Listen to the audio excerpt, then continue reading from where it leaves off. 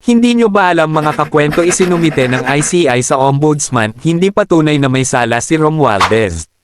Inihayag ng ICI na ang kanilang pag-refer kay late Representative Martin Romualdez sa Office of the Ombudsman ay hindi rekomendasyon na may sala ang dating House Speaker, kundi request lamang para sa further investigation, lalo na at mataas na opisyal ang sangkot.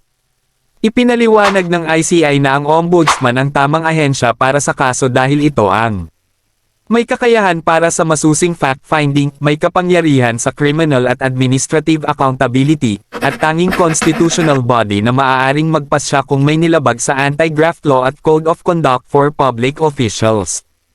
Ayon kay ICI spokesperson Attorney Brian Hasaka, nagkaroon ng joint submission ang DPWH at ICI, ngunit magkaiba ang kanilang role. Ang DPWH ang nagrekomenda ng mga kasong plunder, graft, at bribery.